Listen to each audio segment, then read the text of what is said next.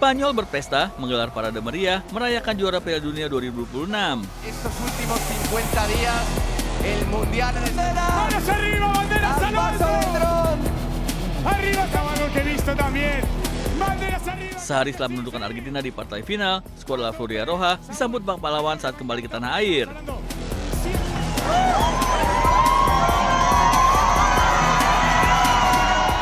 Parade seluruh pemain dan ofisial tim Matador menggunakan bus atap terbuka sambil memamerkan trofi Piala Dunia.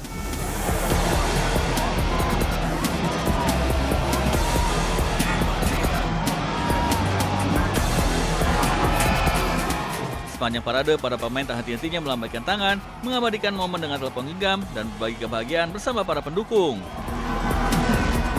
Nyanyian serta yel-yel mengiringi perjalanan tim juara dunia. Lautan merah kuning para penggemar Spanyol memenuhi ibu kota Madrid. Lalu lintas di sejumlah titik ibu kota Spanyol pun sempat lumpuh akibat membludaknya antusiasme para supporter yang ingin menyaksikan para juara dari dekat. Perjalanan ini menjadi penutup sempurna perjalanan gemilang Spanyol di Piala Dunia 2026.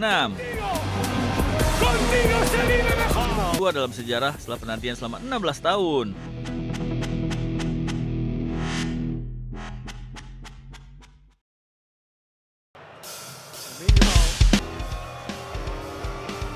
Dua tahun setelah menjadi juara Eropa 2024 di Berlin, La Furia Roja kembali berdiri di puncak dunia dengan mengalahkan Argentina 1 gol tanpa balas pada final Piala Dunia 2026 di New Jersey.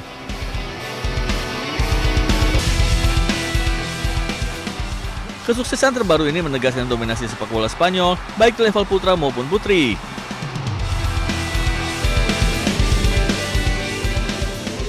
La Furia Roja menjadi negara pertama yang secara bersamaan menyandang status juara dunia putra dan putri setelah tim putri lebih dulu menaklukkan Inggris pada final Piala Dunia 2023 di Sydney dan meraih medali emas Olimpiade Paris 2024.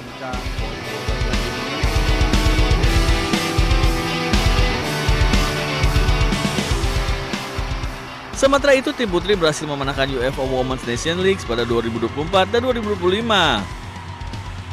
Dominasi Spanyol semakin terlihat 5 tahun terakhir.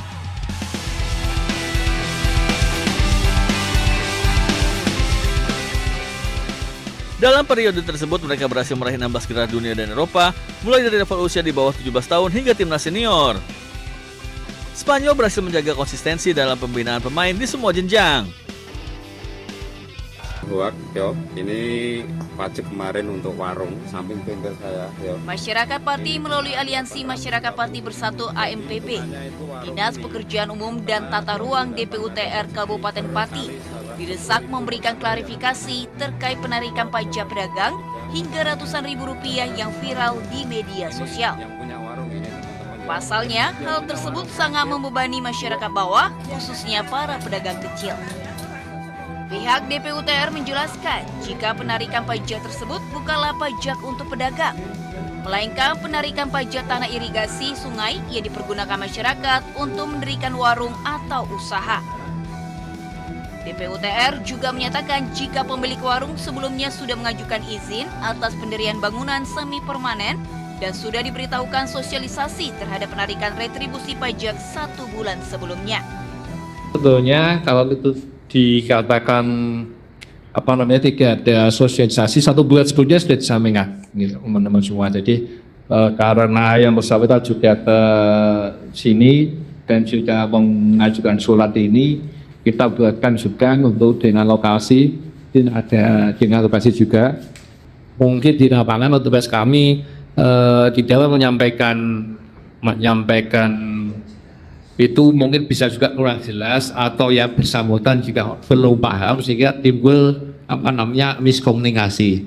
Jadi maksudnya itu sebetulnya adalah retribusi perizinan penggunaan tanah sepeda, ujungnya jadi pajak warung, terus ini berkorban pesan rekening pajak warung. DPUTR menjelaskan penarikan biaya ratusan ribu pada warung bukanlah pajak warung, melainkan retribusi resmi, yakni pajak tanah irigasi pengairan di lahan tempat warung tersebut berdiri. Dari Pati, Jawa Tengah, Vindi Agil, iNews melaporkan.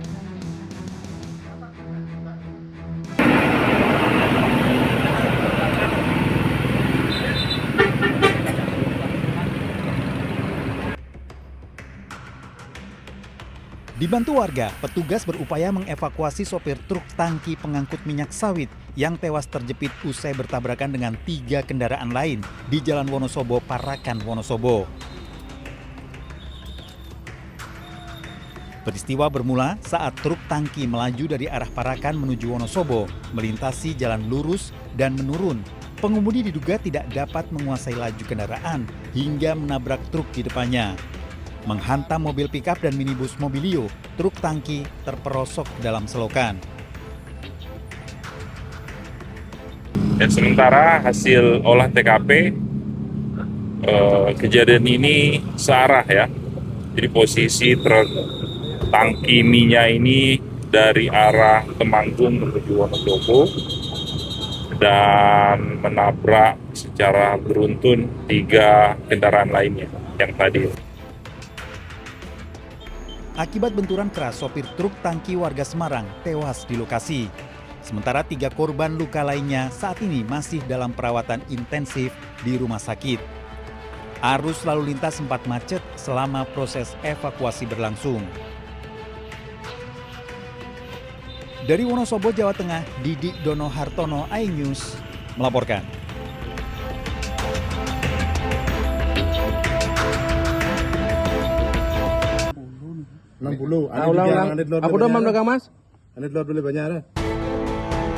Gusti dan Komang, pasangan suami istri ditangkap petugas Polsek Ubud dan Satreskrim Polres Gianyar usai mencuri perhiasan emas milik seorang warga di wilayah Ubud, Bali. Emas yang dicuri para pelaku ditaksir bernilai lebih dari 90 juta rupiah. Hasil penjualan emas digunakan untuk melunasi hutang, membiayai kebutuhan hidup sehari-hari, serta membayar perawatan wajah berupa operasi plastik hidung yang dijalani pelaku wanita. Modus kedua pelaku mendatangi rumah calon korban dengan berpura-pura menanyakan lokasi klinik kecantikan atau tempat perawatan kuku. Saat mengetahui rumah dalam keadaan sepi, pelaku wanita masuk ke dalam rumah dan mengambil emas perhiasan korban. Sementara si suami berjaga di luar rumah sekaligus memantau situasi. Suaminya menunggu di depan rumah dan istrinya masuk ke dalam rumah berpura-pura masuk menanyakan apakah di tempat itu ada salon maupun ada tempat-tempat nail. Jadi apabila tempat itu kosong, dia memanfaatkan situasi. Kalau situasi kosong, dia mengambil barang-barang penting korban seperti emas. Atas perbuatannya, kedua pelaku terancam hukuman 7 tahun penjara. Dari Gianyar, Bali, Ketut Catur Kusumaningrat, iNews melaporkan.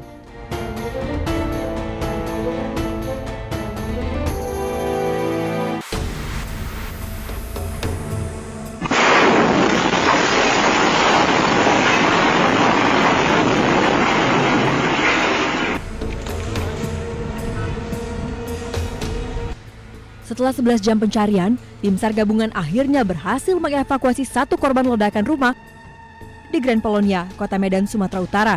Korban Jessica, istri dari pemilik rumah, dievakuasi di kamar mandi lantai 2 dalam kondisi meninggal dunia. Evakuasi tubuh korban yang terjepit reruntuhan bangunan setelah petugas mengerahkan alat berat. Tim SAR gabungan berhasil mengevakuasi 1 orang korban yang kita cari.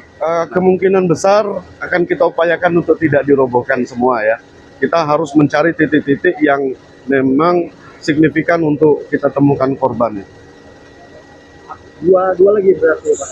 Diinfokan 2 lagi. Bahwa Bapak dari pemilik rumah, puji Tuhan, sehat walafiat. Pada saat kita evakuasi dari lantai 3 sampai dengan saat ini sudah berbincang-bincang juga, kita mendalami informasi. Kemudian yang anak balita saya sampaikan tadi lagi dirawat di Kolombia, kita doakan semoga prosesnya penyembuhannya lancar. Dan yang ketiga adalah si kurir pengirim paket itu yang tidak ada kaitan dengan kejadian ini, itu juga lagi dirawat di rumah sakit. Sebelumnya, suami dan anak balita korban berhasil dievakuasi dan kini dirawat di rumah sakit. Petugas masih mencari 2 korban lainnya, yakni ART dan pengasuh anak yang masih terjebak reruntuhan. Senin sore, ledakan keras menghancurkan rumah mewah berlantai 2 di Komplek Perumahan Grand Polonia Medan, Kota Medan.